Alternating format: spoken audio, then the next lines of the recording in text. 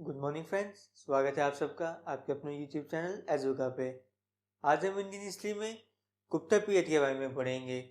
Gupta period जिसको India का golden age भी कहा जाता है, क्योंकि यही वो टाइम था जब इंडिया अपनी अपनी आर्ट एंड कल्चर और साइंस में बहुत ही पीक पे पहुंच गया था। हम जितने भी बड़े बड़े अब महान अपने आर्टिस्ट के बारे में या फिर मैथमेटिशियंस के बारे में, जैसे कि आर्यभट्ट, कालिदास, ये सब के सब गुप्ता पीरियड में ही आए थे। गुप्ता पीरियड में गुप्ता किंग्स के अंदर ही काम करते थे। हम समझेंगे इस वीडियो में कि गुप्ता डायनेस्टी कैसे स्टार्ट हुई, इसका फाउंडर कौन था, कैसे कैसे धीरे धीरे एक्सपेंड हुई, कौन से इसके मेजर रूलर्स थे जिन्होंने इसकी एक्सपेंशन में मदद करी, इनकी क्या इस समय सोसाइटी की क्या सिस्टम था, कौन से मॉन्यूमेंट्स बनाए थे इन्होंने, कौन सी केव्स बनाई थी। इसलिए गुप्ता एम्पायर को और गुप्ता पीरियड को समझने के लिए इस वीडियो को आखिर तक देखें।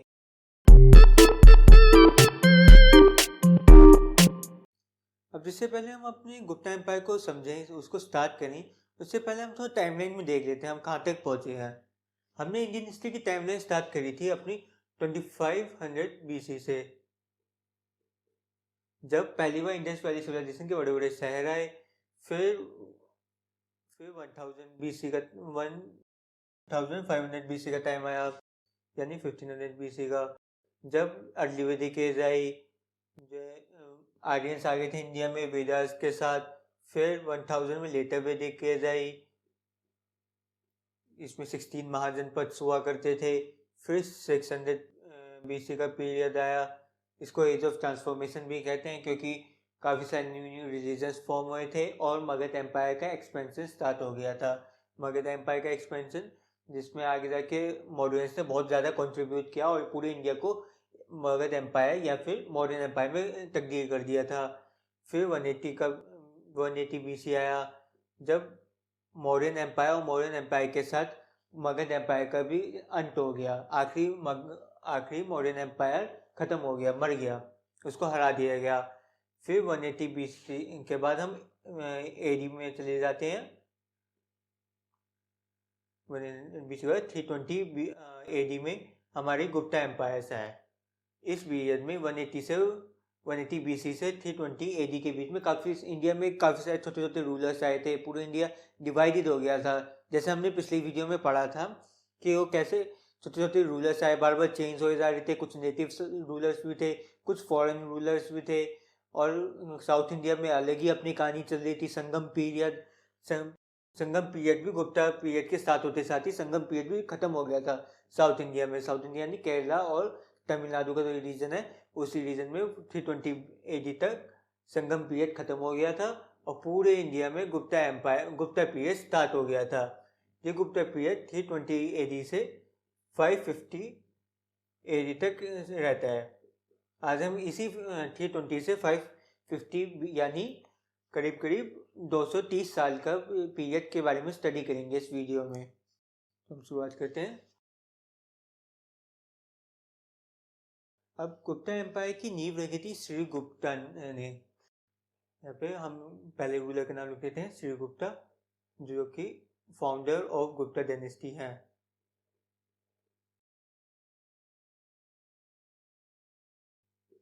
श्रीगुप्ता जो है ये कुशन डायनेस्टी के अंदर काम करते थे। पहले इंडिपेंडेंट रूलर्स नहीं थे श्रीगुप्ता, स्टार्टिंग में ये कुशन डायनेस्टी के अंदर काम करते थे।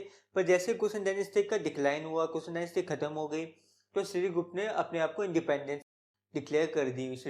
कुशन डायनेस्टी से इंडिपेंडेंस डिक्लेयर कर दी और गुप्ता डायनेस्टी की नींव रखी। इसके बाद श्रीगुप्ता का बेटा आते हैं घटोत्कच।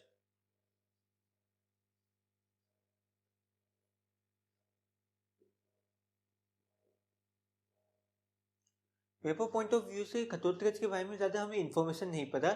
हमें बस ये पता है कि ये श्रीगुप्ता के बेटे थे और चंद्रगुप्ता के पिता थे। चंद्रगुप्ता वन के पिता थे।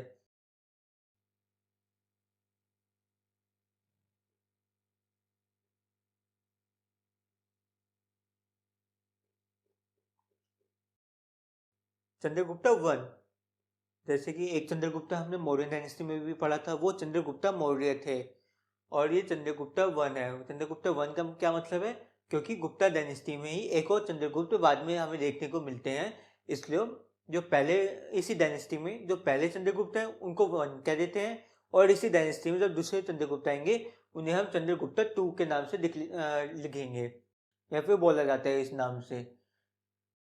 चंद्रगुप्ता वन में इन्होंने एक टाइटल हासिल किया था अपना, महाराजा अधिराजा का। इन्होंने खुद को ये टाइटल दिया था, महाराजा अधिराजा का।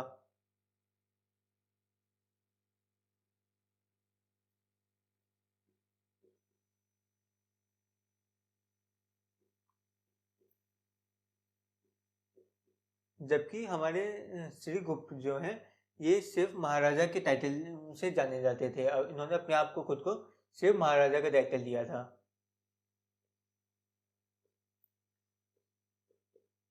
श्रीगुप्त ने भी और घटोत्कच ने भी अपने आप को महाराजा का ही टाइटल दिया था। इनके पहले थे कि जिन्होंने अपने आप को महाराजा अधिराजा का, यानी राजाओं में भी राजा, राजाओं का राजा, महाराजा अधिराजा, वो थे हमारे चंद्रगुप्ता वन। इनका ये टाइटल, जैसे इनका टाइटल है वैसे इनका काम भी है, क्योंकि इन्होंने गुप्ता डायनेस्टी को बहुत ही ज़्यादा एक्सपेंड करा था। ये सबसे पहले महान रूलर थे गुप्ता डायनेस्टी के। इन्होंने जो है ना कि सिर्फ वॉर के जरिए बल्कि मैरिजेस के जरिए भी गुप्ता डायनेस्टी की एक्सपेंशन करी थी। जैसे हमने पिछली वीडियो में पढ़ा था कि ये जो कुशन डायनेस्टी थी वो जो है नॉर्थ वेस्टर्न एरिया में थी। नॉर्थ वेस्टर्न एरिया यानी गुजरात, राजस्थान, कश्मीर, ये जो एरिया है इस एरिया में कुशन डायनेस्टी थी। और गुप्ता डायनेस्टी क्योंकि कुशन डायनेस्टी से ही निकली है तो ये भी इसी एरिया में ही थी स्टार्टिंग में। उसके बाद ये मगध के तरफ बढ़े। मगध में उस समय लिच्छवी नाम एम्पायर, लिच्छवी डायनेस्टी का रूल हुआ करता था। तो इन्होंने लिच्छवी प्रिंसेस से शादी करी और मगध को भी अपने अंडर कर लिया था। इन्होंने मैरिज के जरिए लिच्छवी दोस्ती और दोस्ती के साथ कंट्रोल धीरे धीरे उस पर मगध पे कंट्रोल कर लिया, जो रिजल्ट था गुप्ता एम्पायर के आगे एक्सपेंशन का। ना मगध एम्पायर को कब्जाने के बाद ना कि इन्हें पावर मिली, जमीन मिली, बल्कि एक प्रेस्टीज भी मिली उसको। क्योंकि उस समय हमने जैसे पढ़ा है कि पहले के जितने भी बड़े बड़े राजा थे वो सब मगध से ही थे। मगध ने कई बार पूरे पूरे इंडिया पर कब्जा किया था, इसलिए गुप्ता डायनेस्टी जैसे मगध पे कब्जा किया उन्हें काफ़ी प्रेस्टीज मिली। वो एक तरीके से उन्हें टाइटल मिल गया कि ये अब नए जो रूलर हैं आगे इंडिया को इन्हीं के नाम से जाना जाएगा, गुप्ता डायनेस्टी से जाना जाएगा लिच्छवी प्रिंसेस से शादी करने के बाद।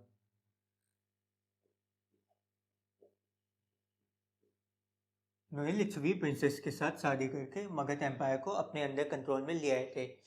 फिर इसके आपको मैप में दिख गया होगा चंद्रगुप्त ने कैसे इतना बड़ा एम्पायर स्टेब्लिश कर दिया था अपने टाइम में ही। पर फिर इनके बेटों ने, और इनके बेटे यानी समुद्रगुप्ता ने और भी ज़्यादा बहुत ही भयानक रूप से एक्सपेंशन किया था। बहुत सारे मिलिट्री कॉन्कर्स किए थे, इसलिए उन्हें हम नेपोलियन ऑफ इंडिया भी कहते हैं समुद्रगुप्ता को।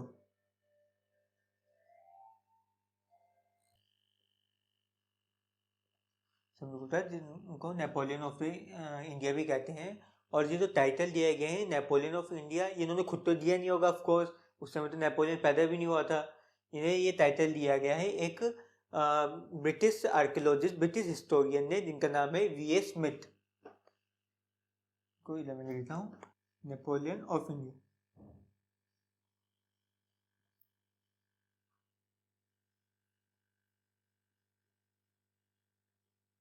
ये दिया था इन्हें टाइटल वी.ए. स्मिथ ने,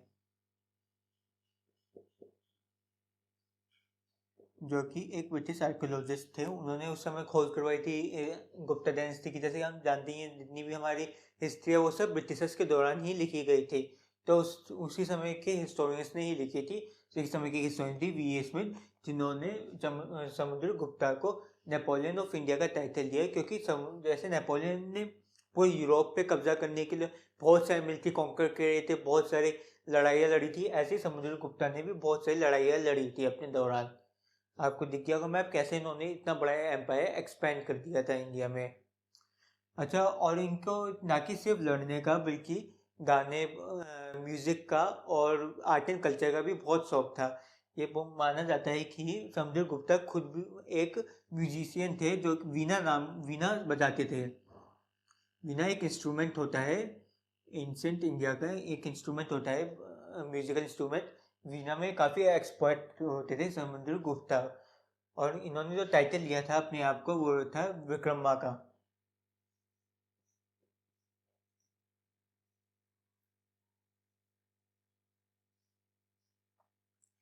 इन सभी गुप्ता डायनेस्टी के सभी बड़े रूलर्स और उनके टाइटल अक्सर एग्जाम से पूछे जा सकते हैं, जैसे कि श्रीगुप्ता का टाइटल नॉर्मल महाराजा, समुद्रगुप्ता वन का टाइटल महाराजा अधिराजा, और चंद्रगुप्त का टाइटल महाराजा अधिराजा, और समुद्रगुप्त का विक्रमा।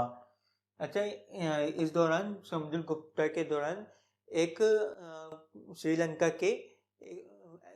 के एक राजा हुआ करते थे। उन्होंने जो है अपने एक दूत भेजा था, अपने एक मिशनरी भेजा था। मिशनरी जो कि रिलीजन को एक्सपेंड करने में मदद करते हैं, उन्हें मिशनरीज कहते हैं। मेघावर्मा नामक एक किंग थे श्रीलंका के, मेघावर्मा। उन्होंने एक बुद्धिस्ट मिशनरी भेजा था ताकि वो मिशनरी जो है बोध गया में एक बुद्धिस्ट टेम्पल बना सके। जैसे कि हम जानते हैं कि बोध गया में ही गौतम बुद्ध ने जो है अपनी जो एनलाइटमेंट या फिर बौद्ध बने थे, गौतम से गौतम बुद्ध बन गए थे बोध गया नाम जगह में। तो श्रीलंका में जो बुद्धिज्म आज भी है उस समय भी था, इसलिए वहाँ के राजा मेघावर्मा ने एक बुद्धिस्ट मॉन्क भेजा था इनके दरबार में, समुद्रगुप्ता के दरबार में, ताकि बोध गया में एक टेम्पल बनाया जा सके। और इन समुद्रगुप्ता के दरबार में एक पोएट भी थे, बहुत ही बड़े, बहुत ही फेमस पोएट हरिसेना।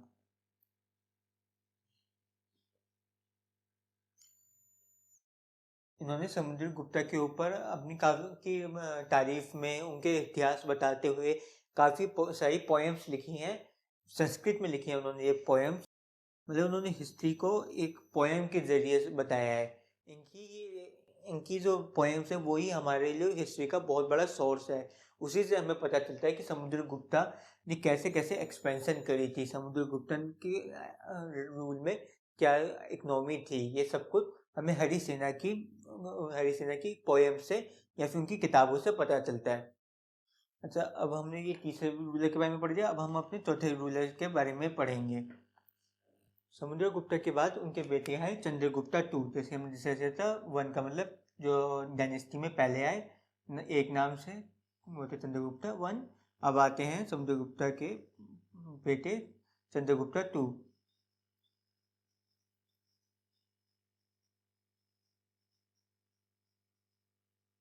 इनके बारे में बहुत सारी कहानियाँ हैं, और ये अब इनके टाइम में ही गुप्ता एम्पायर अपने पीक पे पहुंचा था, प्रोस्पेरिटी में भी और एरिया में भी।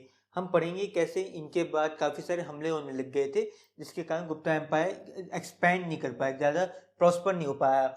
ये अपने पर चंद्रगुप्ता टू के दौरान गुप्ता एम्पायर अपने पीक पे था। और इनके बारे में काफ़ी सारी कहानियाँ हैं कि इन्होंने जो सक्का है, हमने पिछली वीडियो में पढ़ा था, सक्का जो कि सेंट्रल एशिया से आए थे इंडिया में, इन्होंने फाइनली सक्कास को हरा के सकारी नाम का टाइटल हासिल कर लिया था। उन्होंने सकारी का टाइटल हासिल करा था क्योंकि ये पहले किंग थे जिन्होंने सक्का को हराया था। इन्हें सकारी भी कहा जाता था और विक्रम आदित्य का भी टाइटल इन्होंने गेन किया था।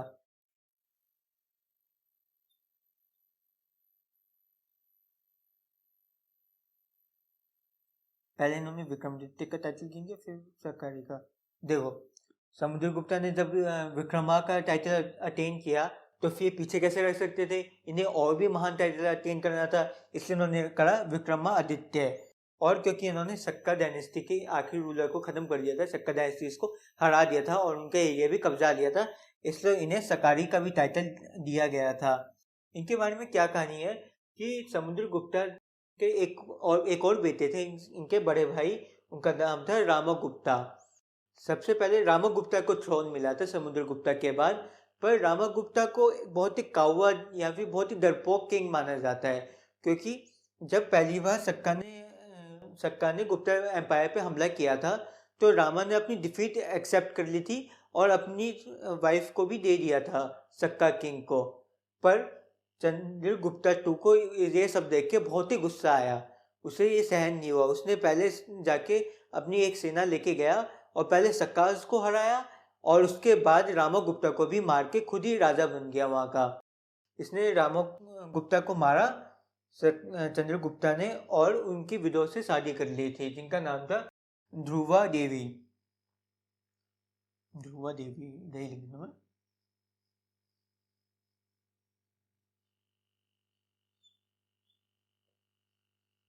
उन्होंने ध्रुवा देवी से शादी कर ली थी और इनके पीरियड में ही एक सबसे पहले चाइनीज पिलग्रिमेज या फिर चाइनीज एक्सप्लोरर इंडिया में आए थे, फा हेन। फा हेन आए थे इनके पीरियड में।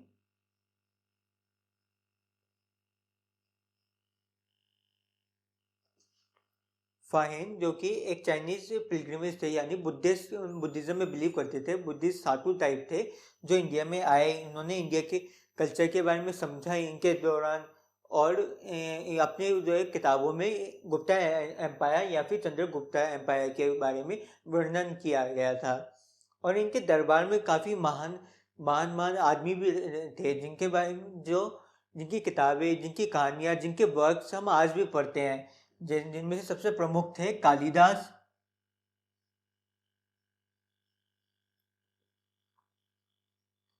कालिदास थे, और हमारे आर्यभट्ट।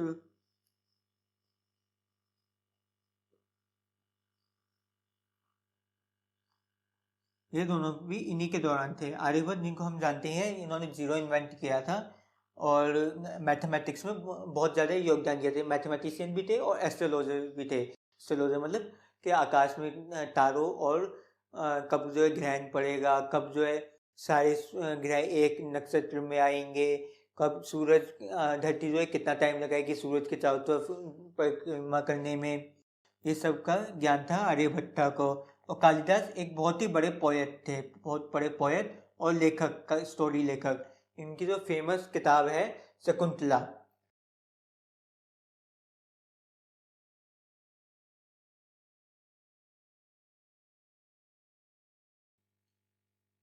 शकुंतला जिसमें जो है भरत का भी जिक्र हुआ है।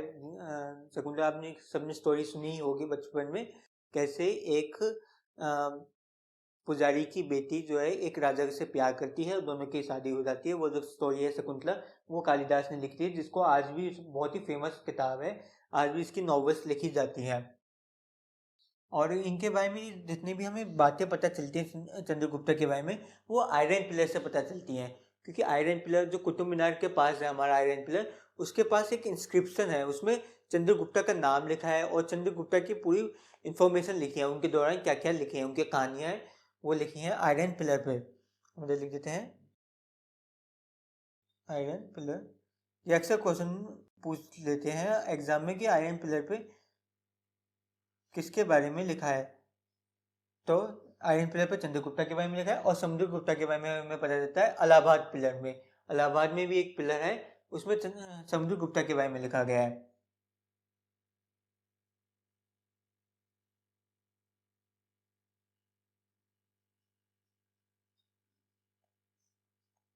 इलाहाबाद में समुद्रगुप्ता के बारे में लिखा है, और चंद्रगुप्ता के बारे में आयरन पिलर में लिखा है।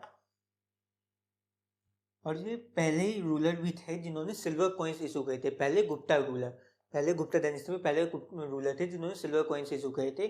जब इन्होंने सक्कार पर विजय हासिल करी, उस इवेंट को बहुत ही बड़ा इवेंट माना जाता है, इनकी सक्कार पे विक्ट्री को। और उसकी खुशी में उसको यादगार बनाने के लिए इन्होंने सिल्वर कॉइन्स इशू करे थे अपनी सरकार की विक्ट्री को बताने के लिए। और इन्हीं और ये भी बोला जाता है गुप्ता डायनेस्टी को गोल्डन एज ऑफ इंडिया इसलिए कहा जाता है क्योंकि इस दौरान, गुप्ता डायनेस्टी के दौरान, सबसे ज़्यादा number of gold coins issue हुए थे। जितने भी एम्पायर आए पहले भी, कैसे एम्पायर एम्परर्स ने गोल्ड कॉइन्स इशू करे, पर इतनी क्वांटिटी में नहीं करे थे। क्वेश्चंस ने भी करे थे गोल्ड कॉइन तो इशू, उनके गोल्ड कॉइन ज़्यादा प्योर भी होते थे क्वेश्चंस के, इनके मुकाबले इनके इतने प्योर नहीं होते थे। पर नंबर ऑफ गोल्ड कॉइन्स जो सबसे ज़्यादा पाए गए हैं वो गुप्ता डायनेस्टी के पाए गए हैं। ये भी एक रीज़न है, गुप्ता पीरियड को हम गोल्डन एज ऑफ इंडिया भी कहते हैं। और हम जानते हैं कि गुप्ता पीरियड के दौरान इतनी ज़्यादा इंडिया में प्रॉस्पेरिटी थी। चंद्रगुप्ता के बाद उनके बेटे आते हैं जिनका नाम है कुमारगुप्ता।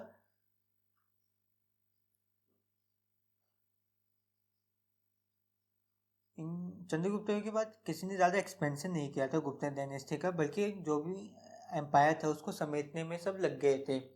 और कुमारगुप्ता ने टाइटल एज्यूम किया था महेंद्र आदित्य का।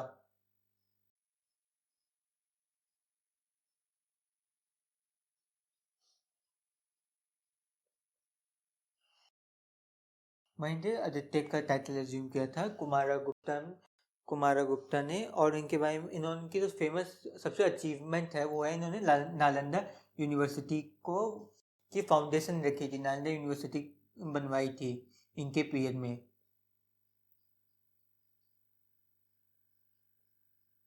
एंशियंट इंडिया की दो सबसे पुरानी यूनिवर्सिटीज में से एक है नालंदा। सबसे पुरानी यूनिवर्सिटी तो है हमारी तक्षशिला, जो कि मौर्यन एम्पायर से भी पुरानी है। बल्कि जो हमारी नंदा डायनेस्टी है उससे भी पुरानी है हमारी तक्षशिला, जो कि प्रेजेंट डे के पाकिस्तान के पंजाब प्रांत में है। दूसरी है हमारी नालंदा यूनिवर्सिटी जो इंडिया में पड़ती है, और इनको बनवाया था कुमारगुप्ता के पीरियड में। इनको उन्होंने टाइटल अज्यूम किया था महेंद्र महेंद्र आदित्य का। इनके बाद इनके बेटे आ जाते हैं सकंद गुप्ता, छठे और आखिरी गेट रूलर, गुप्ता डायनेस्टी के आखिरी गेट रूलर सकंद गुप्ता।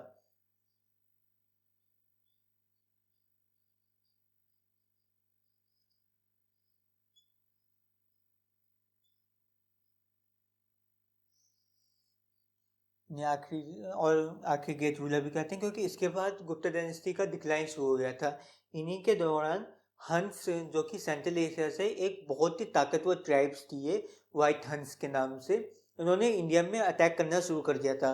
जो इन्होंने इंडिया में उसी तरफ से अटैक किया था जिस तरफ से अलेक्जेंडर ने, या फिर मैसिडोन, या फिर कुशन्स और हमारे सकाज, ये सबको एक ही डायरेक्शन से आते थे, यानी अफगानिस्तान, ईरान के डायरेक्शन से, कश्मीर से होते हुए पंजाब में आते हुए फिर इंडिया में घुस जाते थे ये लोग।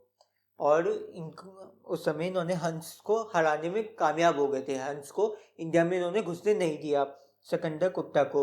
जबकि हंस इतने ताकतवर माने जाते हैं कि जो हमारे चंगेज खान है उनके मुकाबले के माने जाते हैं हंस डायनेस्टी को, इतने ताकतवर थे। और पर सिकंदर गुप्ता ने उनसे लड़ाई लड़के उन्हें हरा दिया और एक टाइटल, विक्रमादित्य का टाइटल अज्यूम किया।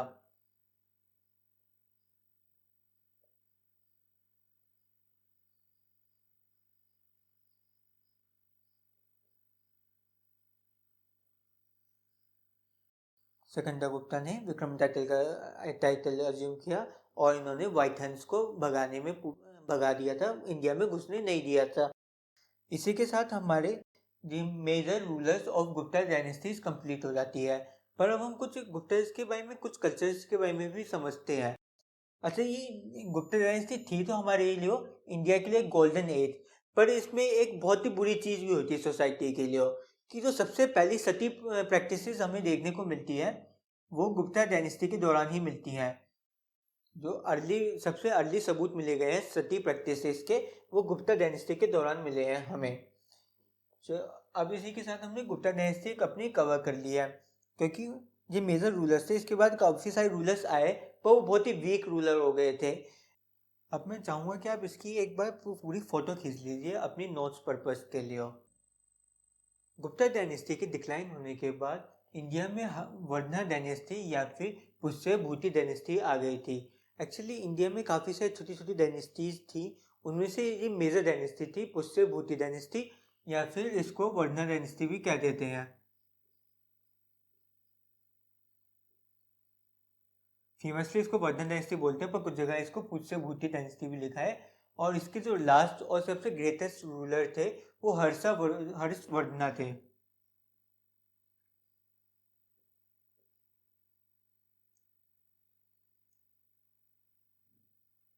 हर्षवर्धना, जो कि खुद भी एक पोएट थे, और प्लेस लिखा करते थे, रोल प्लेस लिखा करते थे। और इनके दरबार में एक बहुत बड़ा पोएट भी था जिन्होंने इनके ऊपर किताब लिखी है, जिनका नाम था बना भट्टा। हर्षवर्धना के पोएट का नाम था बना भट्टा।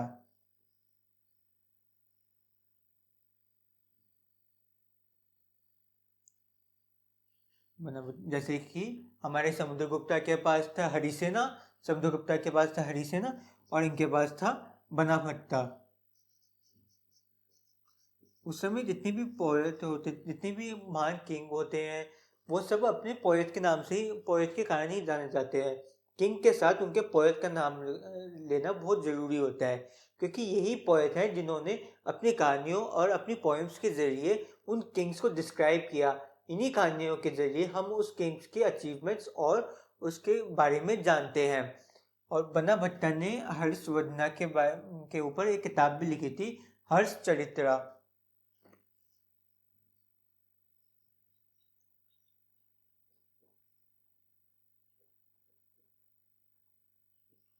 हर्ष चरित्र लिखी थी बना भट्टा ने। जैसे कि बुद्ध चरित्र लिखी थी अश्वघोष ने, अश्वघोष जो कि हम पहले पढ़ चुके हैं, अश्वघोष ने बुद्ध चरित्र लिखी थी, और बन्ना भट्टा ने हर्ष चरित्र लिखी थी। बुद्ध चरित्र लिखी गई थी हमारे गौतम बुद्ध के ऊपर, हर्ष चरित्र लिखी गई थी हर्षवर्धना यानी एंशिएंट इंडिया के आखिरी रूलर के ऊपर। ये इन्हें एंशिएंट इंडिया का आखिरी रूलर भी कहते हैं हर्षवर्धना को, क्योंकि इसके बाद हमारा जो मेडिवियल पीरियड स्टार्ट हो जाता है। थोड़े बहुत जो है मुस्लिम रूलर्स इन्वेड करना स्टार्ट कर देते हैं, थोड़े एरिया पे कब्जा कर लेते हैं, और इसी के साथ हमारा मेडिवियल पीरियड स्टार्ट हो जाता है। यही हर्षवर्धना जो वर्धना डायनेस्टी से थे, जो गुप्ता पीरियड के बाद है। जैसे गुप्ता पीरियड का डिक्लाइन हुआ, यानी उसके जो मेरे मेरे रूलर खत्म हो गए थे और छोटे छोटे से गुप्ता छोटे से एरिया में सिमट के रह गया था, फिर हर्षवर्धना आए और इन्होंने आखिरी गुप्ता एम्पायर को खत्म कर दिया था। उस समय वैसे भी गुप्ता एम्पायर खत्म से ही हो गया था, बस नाम का बचा था। उसके आखिरी गुप्ता एम्पायर को भी हर्षवर्धना ने मार डाला, और अपना जो है वर्धना डायनेस्टी, और अपनी वर्धना डायनेस्टी तो पहले से थी, ये आखिरी रूलर थे वर्धना डायनेस्टी के।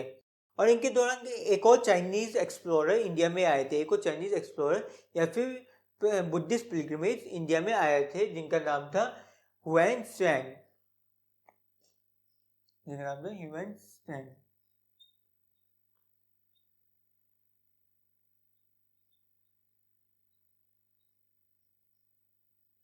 जिनका ग्रैंड वेलकम किया था हर्षवर्धना ने, ना कि इन्हें सिर्फ इनको कॉर्पोरेट किया था इंडियन कल्चर को समझने में, बल्कि इनको बहुत सारे गोल्ड के बुद्धिज्म के गोल्ड स्टैटूज से दिए थे उन्हें।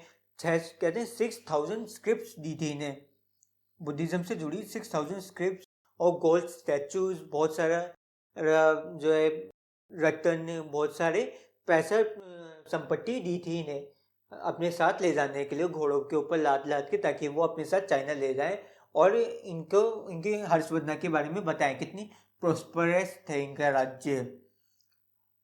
पर ऐसे कहा जाता है कि वो जो जितने सारा गोल्ड दिया था, इतनी सारी जो किताबें दी थी 6000 में से ज़्यादातर तो बाढ़ में बह गई थी।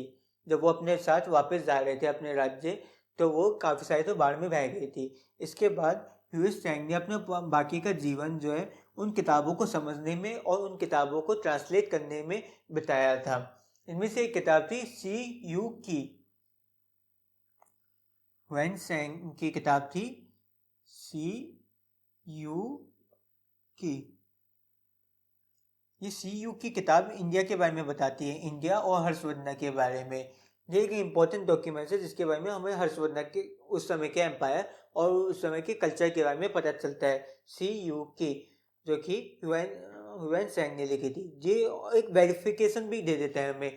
जब हमें दो तरीके से एक बात को हमें दो हिस्टोरियंस बोलते हैं, दो एक ही समय के पर अलग अलग जोग्राफिकल हिस्टोरियंस एक ही बात को बोलते हैं, तो उसको वेरिफिकेशन हो जाती है, उसकी पुष्टि हो जाती है कि हाँ ये बात पक्की है, इसमें कोई भी शंका नहीं है। और ये हर्षवर्धन थे, ये खुद भी प्ले लिखा करते थे। इनके कुछ फेमस प्ले हैं, जैसे कि प्रियदर्शिका,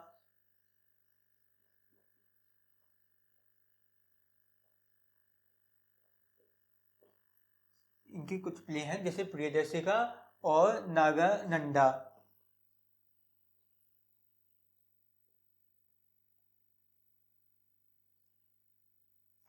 तो हर्षवर्धन को खुद भी लिखने का शौक था, जैसे कि हमारे समुद्रगुप्ता को गाने बजाने का शौक था, वीणा नामक इंस्ट्रूमेंट वो बजाया करते थे। ऐसे हर्षवर्धन प्लेस लिखा करते थे। प्रियदर्शी का और नागदर्शी का इनके दरबार में पहुंचा था, जिनका नाम था बना भट्टा। ठीक है, तो अब हमारे ये गुप्ता एम्पायर के बारे में, गुप्ता पीरियड के बारे में और पूरी एंशिएंट हिस्ट्री हमारी इस पॉइंट पे खत्म हो जाती है। हर्षवर्धन के साथ हमारी एंशिएंट हिस्ट्री खत्म हो जाती है और मैं उम्मीद करता हूँ आपको एंशिएंट हिस्ट्री में कोई डाउट नहीं रहा होगा। अगर फिर भी आपके मन में कोई डाउट है या फिर आपको कोई चीज़ समझ नहीं आ रही है तो हमें कमेंट सेक्शन में आप ज़रूर बताएं, हम आपके डाउट्स को क्लियर करेंगे। अगर आपको और भी इंडियन हिस्ट्री से जुड़ी वीडियोस देखनी है तो हमारे चैनल को सब्सक्राइब करें, बेल आइकन को क्लिक करें और अगर ये वीडियो पसंद आए तो शेयर, लाइक, कमेंट करना ना भूलें। Thank you.